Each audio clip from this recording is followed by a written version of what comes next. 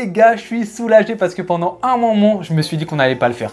J'ai vu toutes les occasions, toutes les situations. Je me suis dit typique, le genre de match qu'on va pas gagner. Je me suis dit mais on va être frustré. Après un beau match comme ça, on a créé de très belles choses, on a eu de bonnes situations. Finalement les amis, on gagne après avoir vu vraiment de très belles choses dont on va parler dans cette vidéo réaction.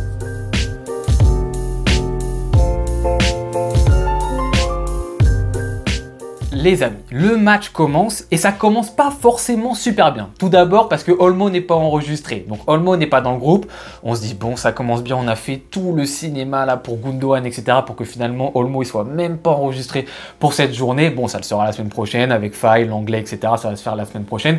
Ça va être au point. Mais pour ce match là, déjà, ça commence pas très bien par rapport à ça. Puis quand la formation sort, moi je me dis... mais qu'est-ce qu'on est en train de faire? On reproduit exactement les mêmes erreurs que la semaine dernière contre Valence. On remet Ferran Torres à côté de Rafinha. On va retrouver un Barça qui joue l'ultra verticalité, la surverticalisation du jeu et on va faire strictement n'importe quoi. On va pas attendre, on va pas fixer le bloc adverse et on va se retrouver exactement la même situation que contre Valence. Du coup, j'arrive pas trop à comprendre ce qui se passe sur le terrain. Je me dis bon, peut-être Pedri à côté de Bernal, ça va peut-être permettre de mieux cadrer le milieu de terrain, d'avoir plus de possession, mais j'arrive pas trop à comprendre l'objectif. De l'autre côté, tu as Bilbao qui met aussi une équipe un petit peu inattendue avec Iñaki en numéro 9. Du coup, tu comprends que eux aussi, leur idée, c'est de jouer dans la verticalisation. Et là, je me dis, on va être sur un match miroir-miroir. Les deux équipes exactement dans la même formation, la même idée de jeu, essayer de bloquer le contre adverse en jouant dans la verticalité. Du coup, je me suis dit, ça allait faire ping-pong. On allait être dans un match où le plus important, ça va être le premier qui va marquer, qui va être efficace devant les cages. Il va y avoir plein d'occasions à droite, à gauche. Et finalement, pas du tout. Finalement pas du tout parce que le Barça, on décide de jouer totalement différemment. Et comme on l'a dit, contre Valence, la grosse problématique, c'est qu'on n'arrivait pas à fixer le bloc de Valence. On jouait, on se faisait 2-3 passes et bon, on essayait d'envoyer. Là, ce qu'on fait de bien, c'est qu'on prend notre temps. On est patient. Du coup, on a un Lamine Yamal qui est extrêmement à droite, qui colle la ligne, qui gère le couloir droit. Tu as un Baldé qui gère la ligne sur le couloir gauche. Et on l'a dit cette année, Baldé, ça va être très important qu'il soit à un bon niveau parce que c'est lui vraiment qui va animer le couloir parce que les autres offensifs sur le côté gauche, ils vont être dans le demi-espace et tu arrives à élargir le bloc de Bilbao. Et comme tu es lent et que tu arrives à faire droite, gauche, avec un Bernal qui est super bon sur ce match-là. 17 ans Bernal, mais comment c'est possible d'avoir un tel niveau? Métronome au milieu de terrain, le mec qui distribue comme ça, etc. Et le bloc adverse, on arrive un peu à le faire bouger. Lamine Yamal, dans les premières minutes de jeu, il se montre dangereux. Petit centre, là, vous connaissez au premier poteau, etc. On voit qu'il est animé par quelque chose. De l'autre côté, tu as Baldé aussi qui fait une bonne prestation, qui est animé et qui anime ce couloir. Du coup, Bilbao, ils se disent, bon, faut quand même qu'on fasse gaffe et du coup, t'élargis ton bloc. Ce qui permet que le bloc de Bilbao, il soit pas composé de joueurs qui sont comme ça en train de te regarder.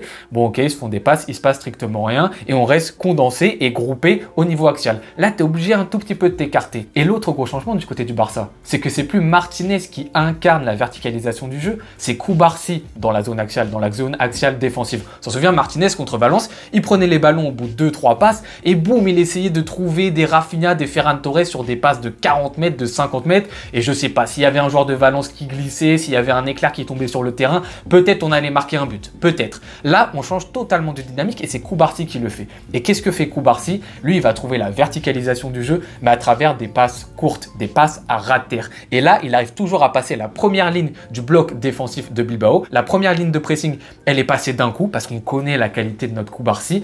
Et ensuite, ça arrive sur des joueurs qui sont en point de fixation et qui viennent justement faire un décrochage. Et là aussi, chose intéressante à noter du côté du FC Barcelone, les joueurs qui ont fait ce décrochage et ces points de fixation ont été bons. En premier lieu, Lewandowski, c'est ce qu'on lui a demandé cette saison, être bon dans les relais, dans le point de fixation. Il arrivait, il demandait la balle, il faisait son décrochage et ensuite il contrôlait passe ou il faisait une passe directement. Et ça permettait au troisième joueur du mouvement d'être lui face au jeu et ensuite d'orienter assez rapidement. Deuxième joueur intéressant dans ce rôle-là, Rafinha, rôle très axial également, mais il se proposait, il était dynamique entre les lignes, il permettait justement à Koubarsi de le trouver plus rapidement ou à un Bernal de le trouver plus rapidement. Et troisième joueur qui lui était une surprise, c'est Ferran Torres. Ferran Torres qui avait été catastrophique face à Valence, ultra important également dans ce rôle axial, très souvent positionné dans le demi-espace gauche. Il arrivait, il décrochait, point de fixation et techniquement il était bon. Sur ce match-là, Ferran Torres, techniquement il était bon. Contrôle remise ou remise directe, même à un moment il s'est permis une talonnade,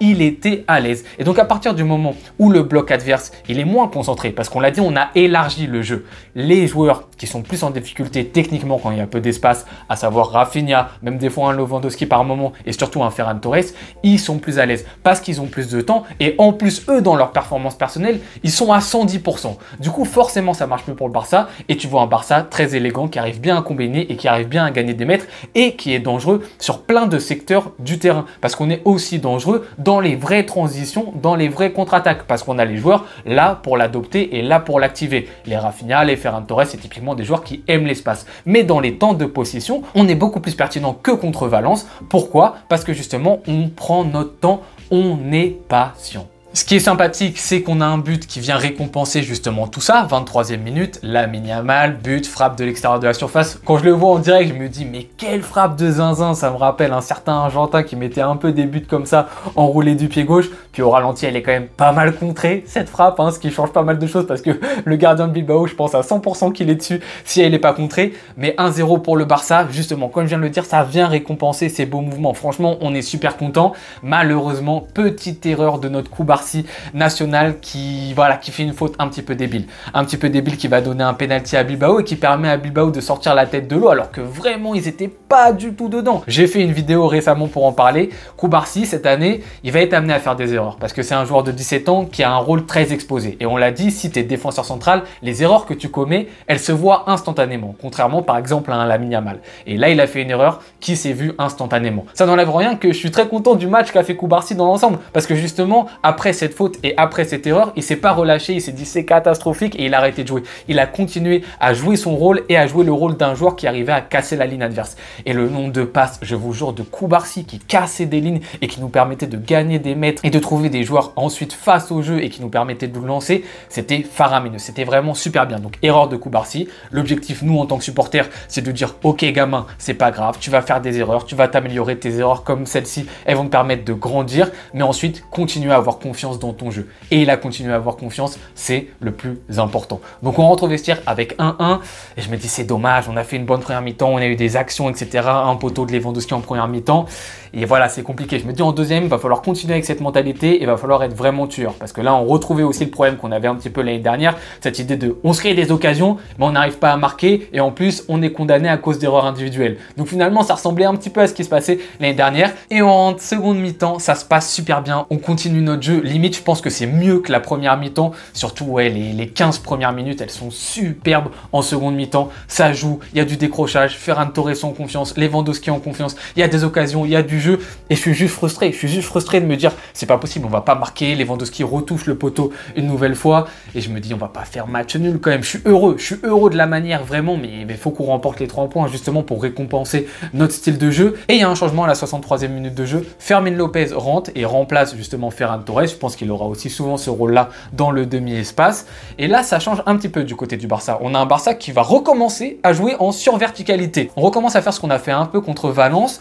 T'as un Rafinha qui se met sur le côté gauche un petit peu plus et un Baldé qui, eux, dès qu'ils ont l'opportunité d'attaquer, ils attaquent, mais tout de suite. Et je me dis, les gars, on est en train de refaire les mêmes bêtises qu'on a fait avant. On calcule pas, direct, on va vers le but adverse. On prend pas notre temps, on n'arrive pas à déplacer le bloc adverse. Nous, ensuite, derrière, sur le contre-pressing, on est mauvais parce que nous non plus, notre bloc, il n'a pas eu le temps de se former.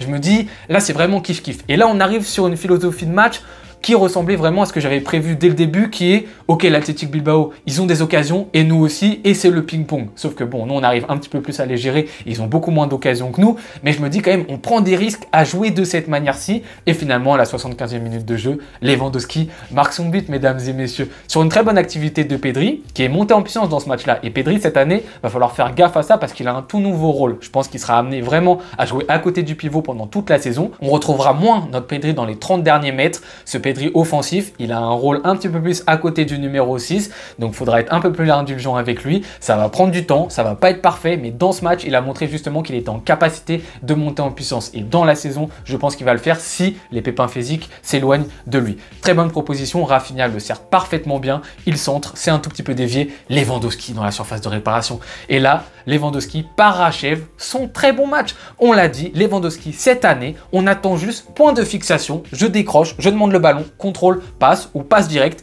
et dans la surface de réparation, tapine, je marque, je frappe, je contrôle, je frappe. C'est C'est tout ce qu'on te demande, Lewandowski. Et sur ce match-là, c'est parfait. Il faut réitérer ce que tu as fait sur ce match-là, sur tous les matchs de la saison. Et tu finis avec un doublé sur Valence, tu finis avec un but qui nous sauve ce match, ce soir contre l'Athletic Club Bilbao. Donc c'est parfait, pas plus, pas besoin de prendre le ballon, de faire 25 touches de balle, de ralentir le jeu, de te prendre pour Messi Prime, je sais pas quoi, le sauveur. Stop, non, c'est tout. Tu as un buteur, tu restes dans la surface et point de fixation, c'est tout. Merci Lewandowski pour ce but. Très bien, conclusion, on mène 2-1. Là, ensuite, on essaye un petit peu de gérer, mais on est encore dans cette idée de verticalisation. Ça part un petit peu dans tous les sens. Je me dis, on contrôle pas trop la fin de match en termes de possession, etc. C'est un peu brouillon, je trouve.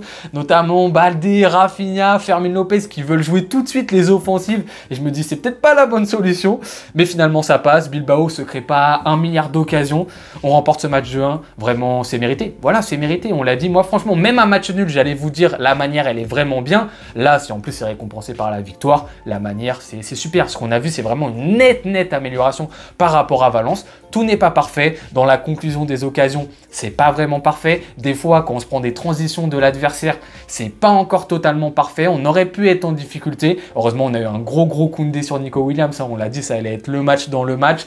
Koundé vraiment solide 2 fois d'affilée face à Nico Williams. On a un Lamine Yamal qui l'a beaucoup aidé. Faut le souligner aussi, Lamine Yamal, l'abattage défensif énorme sur ce match-ci. On l'a dit, on avait envie que les joueurs soient à 150% parce qu'au-dessus, la direction, ils font n'importe quoi. Ils vont continuer certainement à faire n'importe quoi jusqu'à la fin du mercato. Si au moins les joueurs, ils assurent 150%, c'est le minimum, c'est ce qu'on leur demande. Va y avoir de la progression. On a déjà vu une progression par rapport à ce que demande Flick juste sur ce match-ci. Est-ce qu'après, ça va durer de la même manière durant la saison? Est-ce qu'on mettra quand même Rafinha et Ferran Torres? Je suis vraiment pas sûr. Je pense que ça sera surtout Dani Olmo qui prendra la place de Ferran Torres. Et on aura là vraiment un joueur d'une qualité supérieure, je pense. Mais dans l'idée, voilà, progression. Regardons ça. Le mois d'août, on a dit c'est pas facile. Il y a le plan de jeu de Flick qui est en train de se mettre en place. Ça va prendre du temps. Il y a les blessés qui sont en train de revenir. Ça va prendre du temps. Soyons patients. Mais si c'est récompensé par des victoires, c'est positif. Et là, on est sur 2 victoires d'affilée, 2 victoires 2-1 d'affilée, invaincu à domicile. Pour l'instant, on est invaincu à domicile. C'est parfait. Il faut qu'on garde ça en tête pour la suite. Le prochain match, c'est contre le Rayo Vallecano là-bas. Et on sait que là-bas, on n'aime pas trop, on n'est pas trop fan les amis, on aura bien le temps d'étudier ce match-ci en amont avec la vidéo pré-match comme d'habitude. Je vous remercie beaucoup d'avoir regardé la vidéo jusqu'au bout les gars, n'hésitez pas à me dire en commentaire ce que vous en avez pensé, vos tops du match, vos flops, vos petits plus, vos petits moins, comme d'habitude je me ferai un plaisir de vous répondre en commentaire. Bonne journée ou bonne soirée en fonction de quand est-ce que vous regardez cette vidéo, à tout bientôt les gars, ciao.